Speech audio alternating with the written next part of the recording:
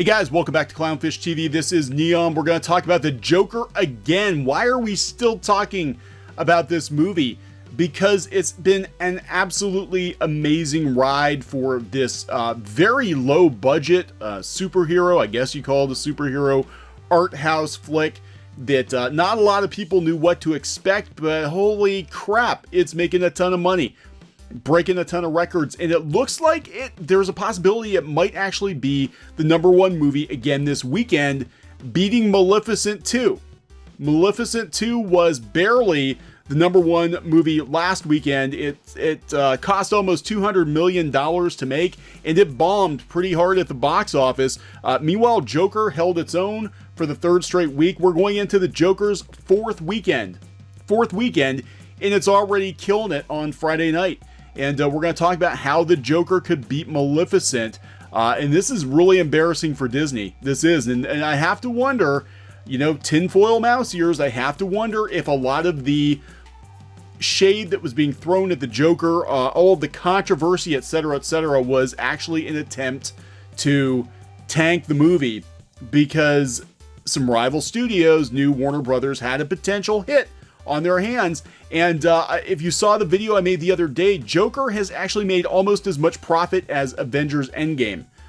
Even though it hasn't come close to it at the box office, it's at like 800 million, which is still crazy good for a movie that reportedly only cost between 50 and 60 million dollars to make.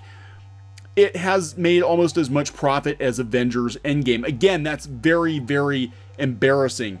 Very embarrassing for Disney to lose this big to a movie this cheap. You know, this is not a movie that anybody expected to make that kind of money. Even Warner Brothers, they didn't even bankroll the whole movie themselves. They got co-financiers to bankroll. And of course, we've seen an endless line of media outlets trying to throw shade at this movie, trying to scare people away from this movie, trying to guilt people away from this movie. They're trying to scare people away. They said, oh, this is going to cause white incel violence. Didn't happen. Trying to guilt people from going to see this movie. They said, well, if you go see this movie, you're going to give Gary Glitter, convicted P-word, you're going to give him royalties. That turned out to be untrue. Supposedly, Gary Glitter's royalties go to the record company. They do not go to Gary Glitter, who's currently in prison. So they have tried everything to get people to stop seeing this movie, and it didn't work. It actually had the opposite effect.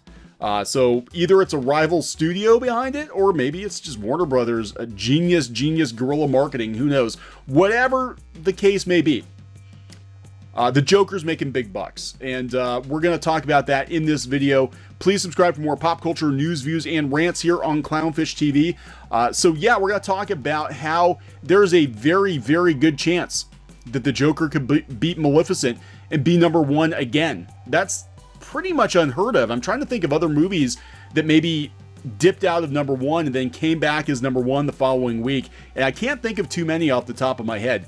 Usually the movie stays #1 for a couple weeks, and then it sort of, you know, works its way down the top 10. And in this case, you know, Maleficent was such a bomb that you know, Joker overtook it easily. So coming from Collider, earlier today, Joker is king of the Friday box office once more with $5.46 million. Joker has reclaimed its top spot at the box office after a brief win for Disney's Maleficent, Mistress of Evil. The atypical Batman villain origin story did well at the Friday box office, raking in $5.5 million domestically and bringing up its total to $264 million here in the US. Just the US, Joker is proving an unstoppable force, even if those box office numbers show some signs of fatigue in its hot streak as more and more folks go in for the first time and more likely repeat viewings at the almost 4,000 theaters it's showing in across the country. So this is crazy. It's actually beaten Deadpool 2. It's beaten Matrix Reloaded. It's beaten Logan. It's beaten Hangover.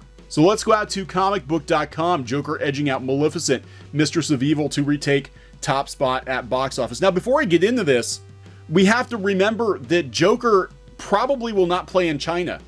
China has become hugely important for superhero movies to make bank, for those that do over $1 billion. Joker is probably not going to play in China at all. So Joker is making this kind of money being an R-rated movie being a $50 to $60 million budget movie and not playing in China.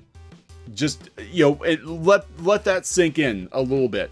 So it's definitely clown season this October. Joker edging out Maleficent, Mistress of Evil to retake top spot at box office. Current projections have Joker edging out Maleficent with 18.7 million. The film's box office is now 264.1 million domestic. Let's talk about who's in it. They talk about Zombieland Double Tap remaining in third place. The film was directed by Ruben Fleischer and blah blah blah blah blah blah blah. Yeah, Zombieland really didn't get a whole lot of buzz, which I'm surprised. It really didn't get a lot of buzz, and I'll be honest, I haven't seen the first one. And I do like Woody Harrelson, but I actually have not found the time to watch the first Zombieland. I might check it out. I actually thought the previews for Double Tap looked pretty good. I saw the trailer before It Chapter 2, and I thought it looked pretty good. But yeah, here we go, Joker. Maleficent, huge bomb for Disney. Then Zombieland, then we're down the Addams Family, which, I mean, I love animation, I love the Addams Family, I'm just not sure I'm real thrilled with this take. Didn't bother to go see it. I know our daughter wants to go see it. Yeah, so there we go. I mean, this is Gemini Man's Clear Down number 7. Now, next weekend we're looking at Terminator. And I am not sure how Terminator is going to do. Man, Abominable did not do well. Abominable's only done 55 million. And people said it was really good. People said it was really, really good. Yeah, so next weekend is Terminator Dark Fate. I don't know how that one's going to do. I do anticipate it being the number 1 movie. I'd be very surprised if it isn't. But the last couple Terminator movies have not done well at all. And the buzz with this one, at least with the fans, is not that good. I don't know what the critics are thinking. I'll have to go take a look. I know people have been talking about the critical scores for Terminator Dark Fate. But I'll have to go take a look at that. But people said it's not terribly good.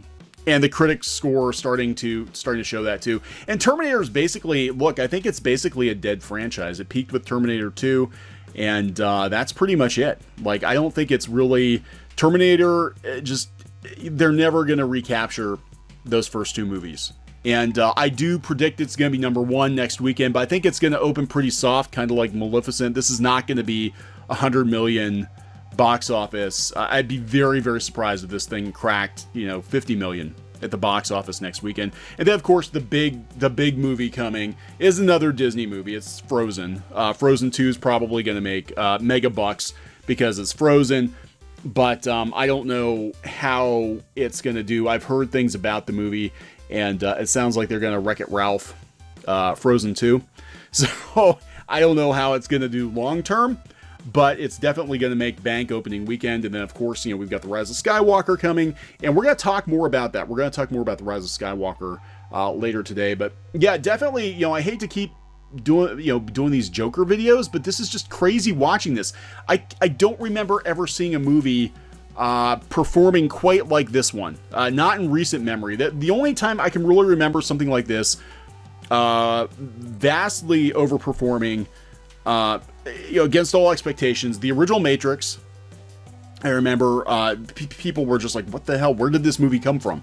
The original Matrix, and the same year, I think, too, was Blair Witch Project. Blair Witch Project was another movie that was very low budget, and it just blasted past all expectations.